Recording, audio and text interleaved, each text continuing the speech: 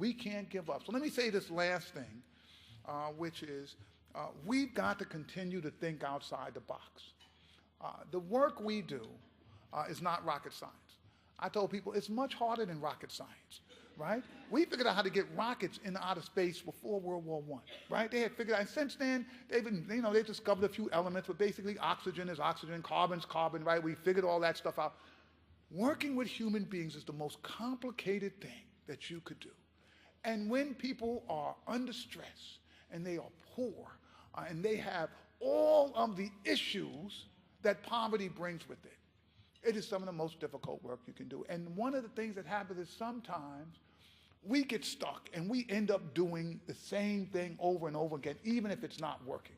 Right? And I go to places, they'll call me in, and things aren't working, and they do more of it. Right? They just think, and I say, look, have you stepped back away from this and tried to think this through? Let's think outside, let's think of something creative, something no one's ever thought of before. But people are so worried about people laughing at them, saying that was stupid. Why did you come up with that? Was a dumb idea. That we've been taught really to stay within these narrow margins. But in our work, this is science we are still inventing. All the answers are not here. If we keep doing this and we don't ever try anything else new, we won't learn anything new. We've got to push the envelope and think outside the box. This idea changed my life because one man I met was able to think outside the box. Now, Enrique mentioned I went to Bowdoin, very elite private school up in Maine. I didn't come from a very good high school. And I went to Bowdoin, and the upper class folks, they said, Jeff, what's your major? I said, psychology. They said, well, how's your math? I said, I don't do math. I'm in social science, right? And, they said, no, you got to pass statistics. And there were a lot of people in a different major because of statistics in psychology, right? So I didn't take statistics my freshman year, but sophomore year, I had to declare a major, right? And so I had to take statistics. Took my first exam, was up all week, stayed up all night preparing. A week later, I got the exam back. I got a 37. I hadn't failed anything since the second grade. I was humiliated. I was ashamed. I was depressed. I just felt like my career was over. And then something just said, Jeff, go talk to the professor. So I went there. I was literally in tears. And I said, look, I studied so hard. I want to be a psych major. I want to help people. That's all I've ever dreamed of. I don't know what to do. I think I'm on the job. He said, Jeff, no. He says, I know what happened to you. I said, you do? What happened? He said, it was the slant. I said, what do you mean it was the slant? He said, you're going to get this. You're a psych major. All of our textbooks have authors. These are real people. They have their own biases. It comes up in their writing. This particular textbook, his bias is very big, and it's coming up. It's hurting you, but everybody else is getting it. I'm going to give you a textbook written by a different author with an opposite bias to see if it helps. So he said, little experiment. Read tonight's chapter in the old textbook, do the problem, see if you get it. I read the chapter, did the problems, I didn't get it.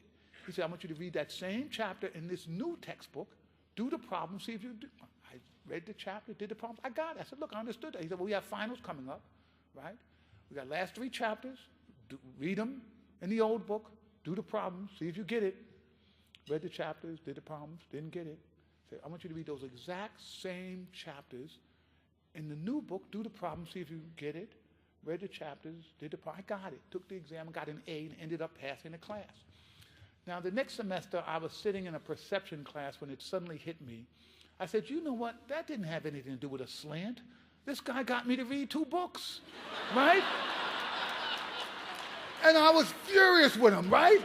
He took advantage of my little sophomoric mind with all of that slant stuff.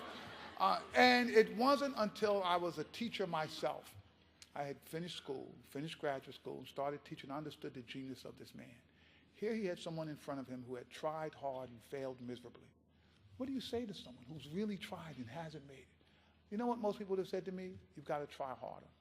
But my ego was so shattered from that experience that I didn't think I could do any harder. I just didn't think I was smart enough to get it. Somehow this professor had to figure out a way for me to work harder while at the same time holding my ego intact so I wouldn't give up. That is part of what I think our work is. We have to constantly be thinking outside of the box. We will always have folks and issues where people say, no, we tried it, can't do that. No, don't try that. We tried that, that won't work. Well, we can't give up on those issues. That's the kind of work that our whole field needs us to constantly push those envelopes so we can share that best learning with other people. So let me close with a poem. I like to close my talks with poetry, and this is a poem I've written that I'm going to end with that's called Take a Stand. I believe with what we are facing as a nation right now, what our poor children and families are dealing with, that it's going to be a struggle. We're going to have to fight if we're going to ensure that all of our citizens get through this downturn healthy and productive, that we don't have huge numbers of our families falling behind, and that we continue, I think, the momentum that we've started. And for this, we're going to have to take a stand. And so let me close with Take a Stand. Maybe before we didn't know that Corey is afraid to go to school, the store, to roller skate. He cries a lot for a boy of 8. But now we know each day it's true that other girls and boys cry too. They cry for us to lend a hand. Time for us to take a stand. And little Maria's window screens keeps out flies and other things, but she knows to duck her head when she prays each night for bed, because in the window come some things that shatter little children's dreams. For some, the hourglass is out of sand. Time for us to take a stand. And Charlie's deepest secret wishes is someone to smother him with kisses and squeeze and hug him tight, so tight, while he pretends to put up a fight. Or at least someone to be at home who misses him. He's so alone. Who allowed this child-forsaken land? Look in the mirror. Take a stand. And on the Sabbath, when we pray to our God, we often say, "Oh Jesus, Muhammad, Abraham, I come to better understand how to learn to love and give and lead the life you taught to live. In faith, we must join hand in hand. Suffer the children, take a stand." And tonight, some child will go to bed, no food, no place to lay their head, no hand to hold, no lap to sit, to give slobbery kisses from slobbery lips.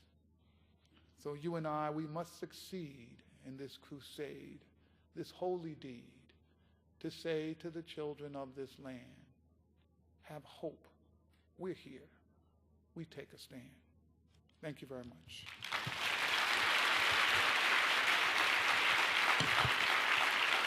Thank you.